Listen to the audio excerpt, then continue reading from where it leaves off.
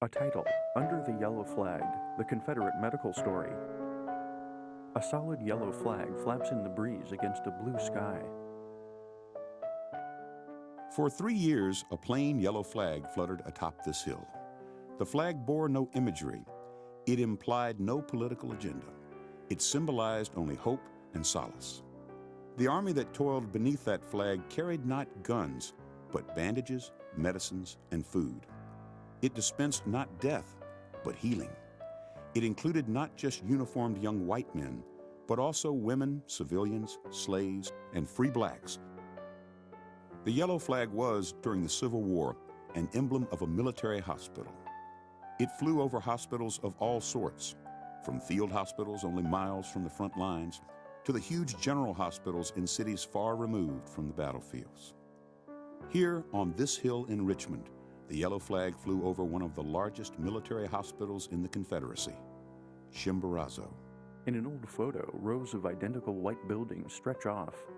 With 150 whitewashed wooden buildings, 30 tents, and 3,000 beds, Chimborazo stood at the apex of a Confederate medical organization that struggled to keep pace with the flood of wounded and sick soldiers that poured in from the armies in the field. Nearly 50 other hospitals operated in Richmond during the war. A soldier's road to Richmond and Chimborazo often started near the front lines. In 1861, military camps suddenly abounded across the Confederacy. Country boys found themselves in close quarters with impure water, poor food, and little attention to cleanliness. General Robert E. Lee lamented his soldiers' hygiene. "They are worse than children," he said, "for the children can be forced to clean." Common childhood diseases like measles and mumps, as well as acute and chronic diarrhea, ravaged the camps. When we were on the Chickahominy in 1862, we sent from 5 to 12 men to the hospital each day.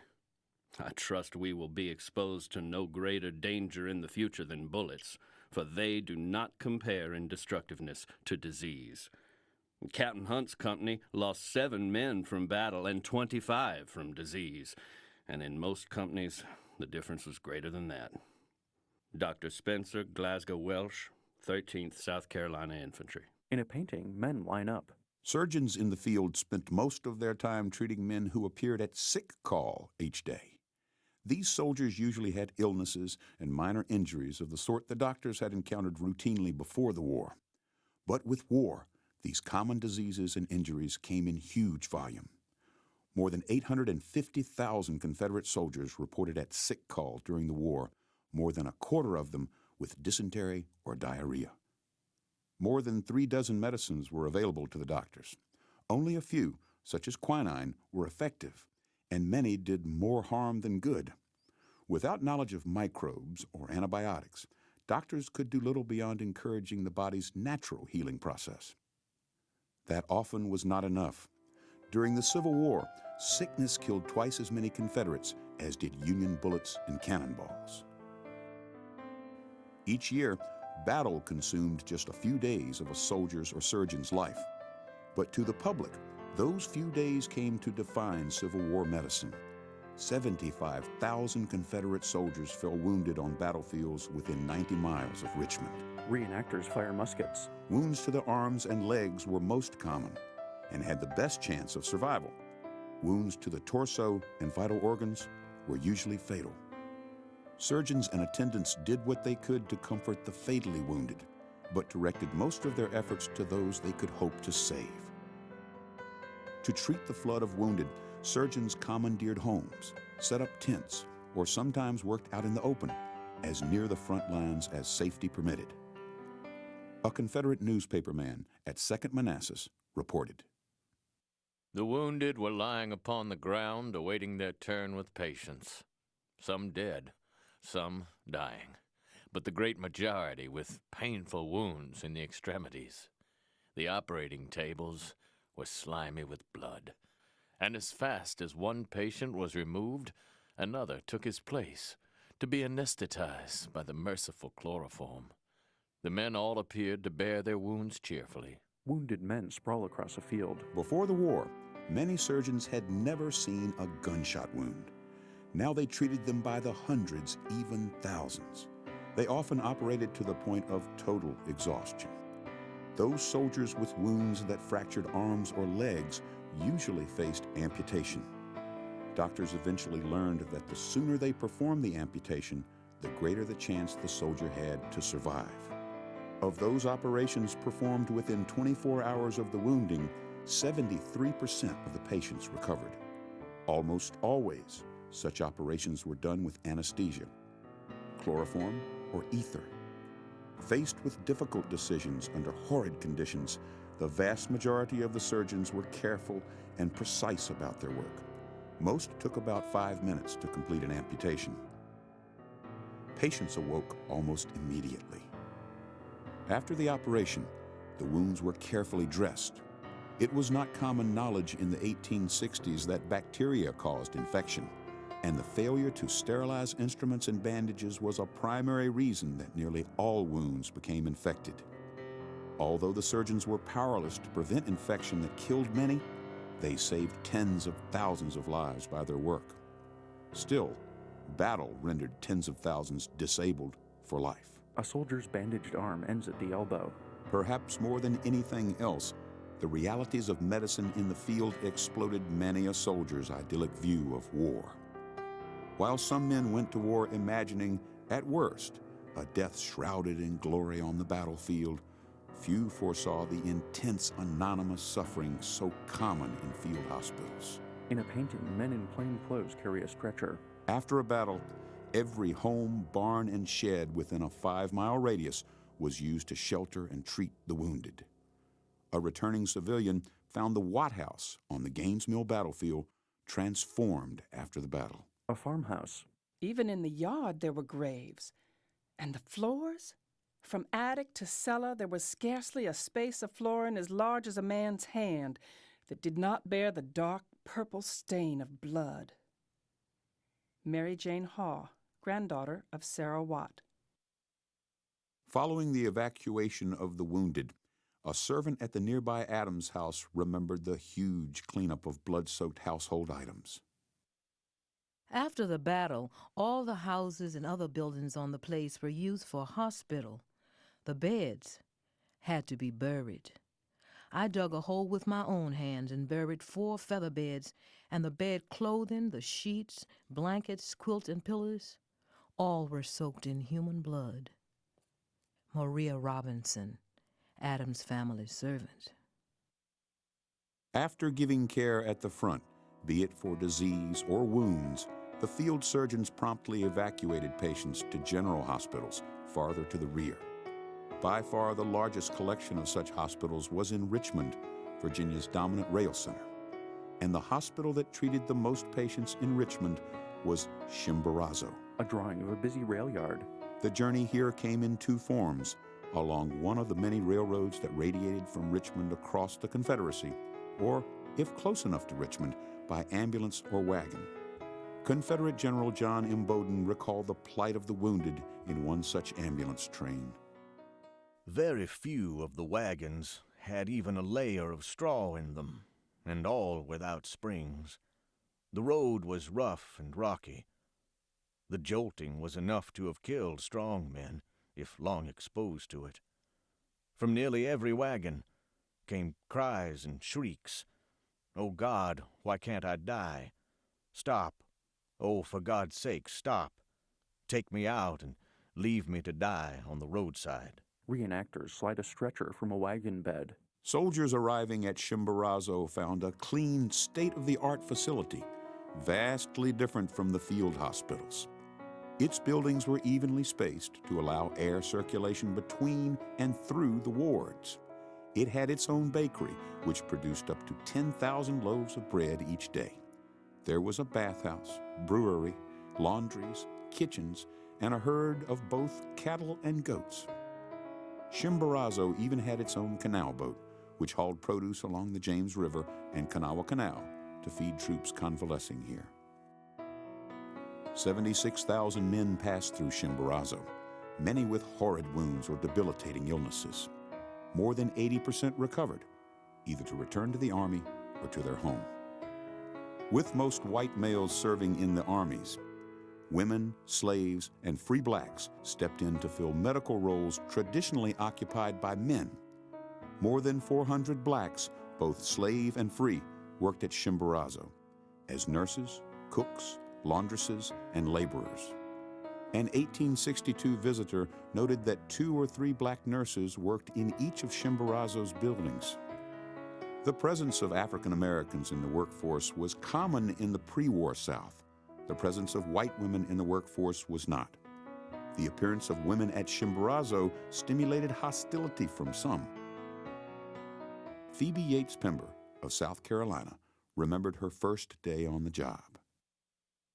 Those who accepted with horror the advent of female supervision walked in and out, evidently inspecting me. There was no mistaking the stage whisper which reached my ears from the open door of the office that morning, as the little contract surgeon passed out and informed a friend he met in a tone of ill-concealed disgust that one of them had come. Unlike the North, the Confederacy never developed a formal training program for nurses.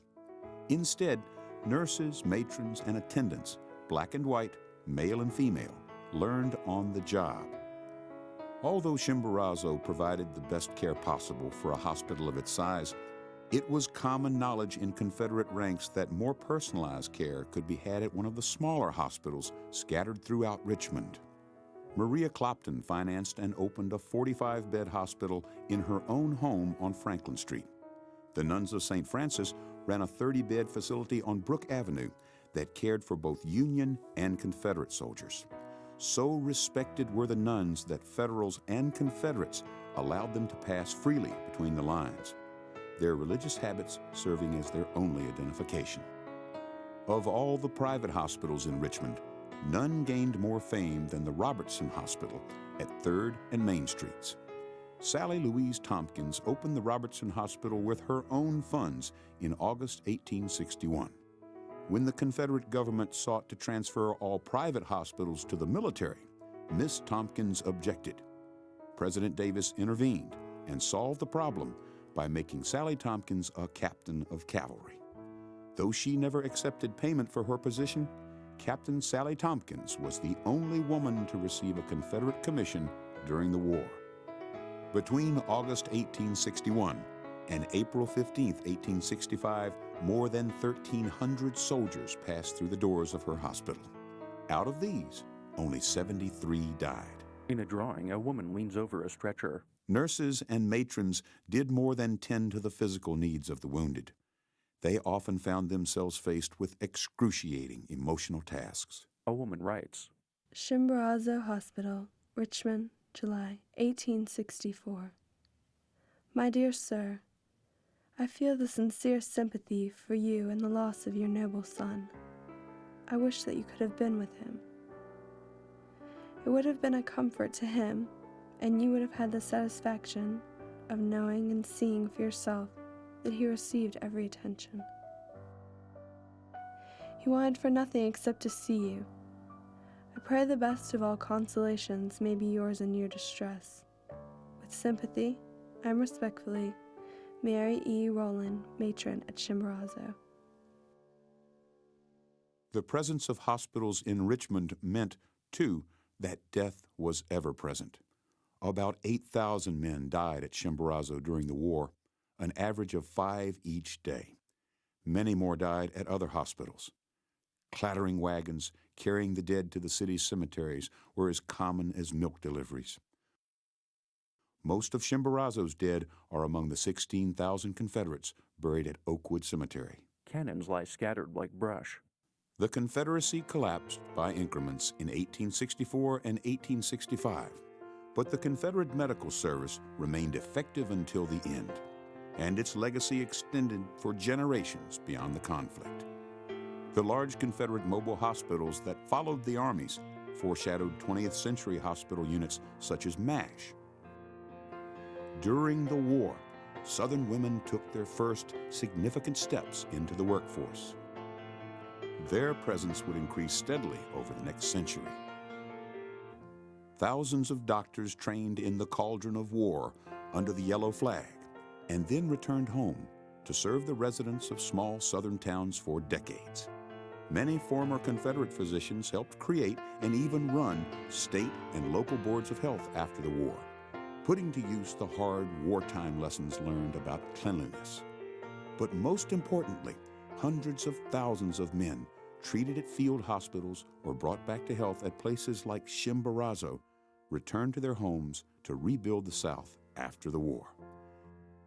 Their very survival was testimony to the immense efforts of thousands who toiled under the yellow flag, men and women, soldiers and civilians, slave and free. The yellow flag flutters, fade to black. Credits appear: producer and director Richard S. Groover, director of photography Frank W. Strickler, editor Todd Hervey, sound editor Joe Horner. Original treatment and script by Ben Cleary. Contributing writers John Hennessy, David Ruth, Hyman Schwartzberg, Eric Mink, and more. All music originally composed and performed by Alex Gillette and Kirk Williams. Special production advisor Hyman Schwartzberg. Narrator Paige Wilson.